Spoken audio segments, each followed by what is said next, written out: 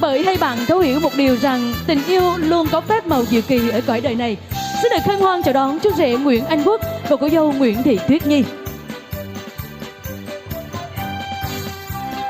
Dạ vâng ạ, thưa tất cả quý vị, trên sân khấu lúc này Tân Lan và Tân Gia Nhân chúng tôi đã có mặt và xuất hiện trước tất cả quý vị.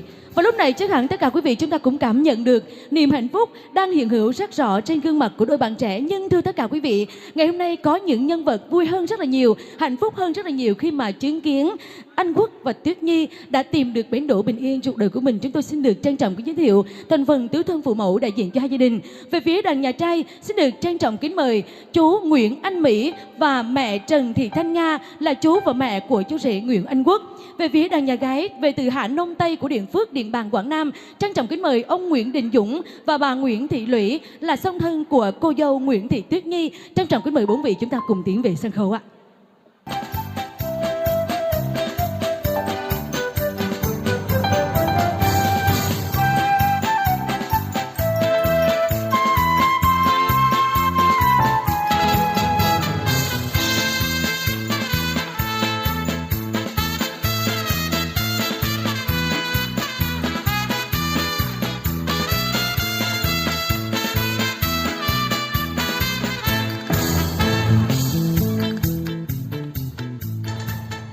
Dạ vâng, kính thưa tất cả quý vị, trên sân khấu lúc này những nhân vật chính của chúng tôi họ đã có mặt và chúng tôi nghĩ rằng đây là một bức tranh vô cùng tuyệt vời về sự sẻ chia, về tình yêu, hôn nhân và gia đình. Chúng tôi mời tất cả quý vị thêm một tràng tay nữa cho gia đình hạnh phúc ngày hôm nay được không quý vị ơi? Cảm ơn tất cả quý vị rất là nhiều và xin được cảm ơn các vị đại diện cho gia đình đã có mặt ở đây. Và ngay lúc này trong giờ phút rất là tuyệt vời này xin được trân trọng kính mời tất cả quý vị.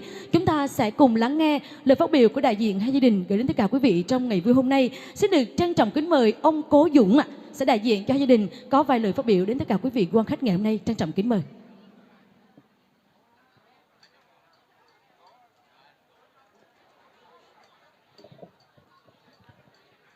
Kính thưa quý vị khách quý, kính thưa bốn bên gia đình nội ngoại cùng toàn thể bạn bè thân hữu gần xa của gia đình và hai cháu. Hôm nay gia đình chúng tôi tổ chức lễ thành hôn của hai cháu Tuyết Nhi và Anh Quốc. Sự hiện diện của quý vị là một niềm vui hạnh phúc cho gia đình của chúng tôi.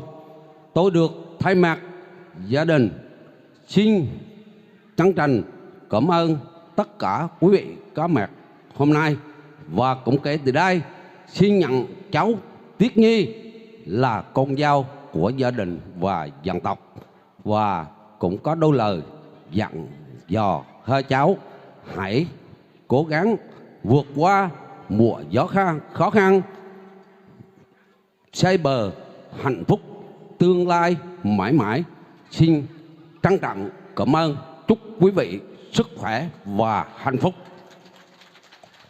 Dạ vâng ạ, xin được cảm ơn phần phát biểu của ông Cố Dũng rất là nhiều. Chúng tôi nghĩ rằng một phần phát biểu vô cùng trọn vẹn, không có gì trọn vẹn hơn và đông đầy hơn. Xin được cảm ơn một lần nữa ạ.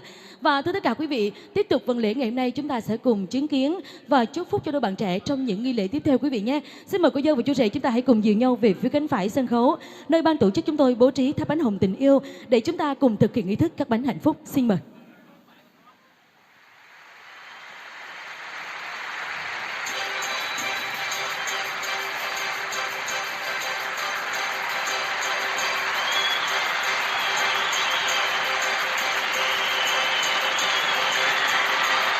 Vâng, rất là tuyệt vời. Xin được chúc mừng đôi bạn trẻ đã cùng nhau trải qua những giây phút ngọt ngào đầu tiên trong phần lễ ngày hôm nay.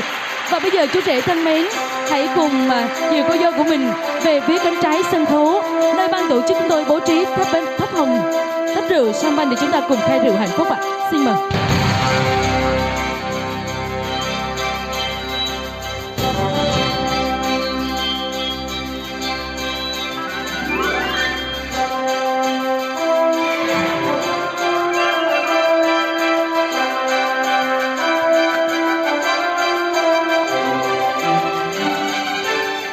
Chú rể ơi, mình hãy cùng đan tay vào nhau nào, cùng tựa đầu vào vai nhau. Chú rể ơi, tay phải của chú rể sẽ ôm eo cô dâu ạ. Rồi chúng ta cùng tựa đầu vào nhau để cùng ghi những tấm hình thật đẹp trong tiệc cưới ngày hôm nay.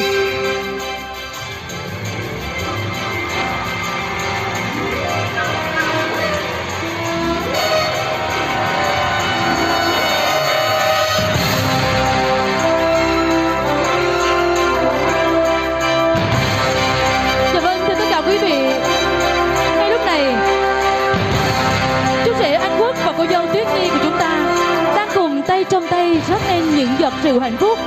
Những giọt rượu đang chảy ví như nước và mật ngọt.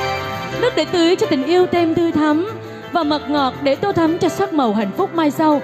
Xin được chúc cho hai bạn trăm năm tình viên mãn, bạc đầu nghĩa phu thê. Rất là tuyệt vời. Chúc mừng cho đôi bạn trẻ một lần nữa. Và bây giờ hãy cùng dìu nhau trở về vị trí của mình, và chúng ta cùng đổi vị trí.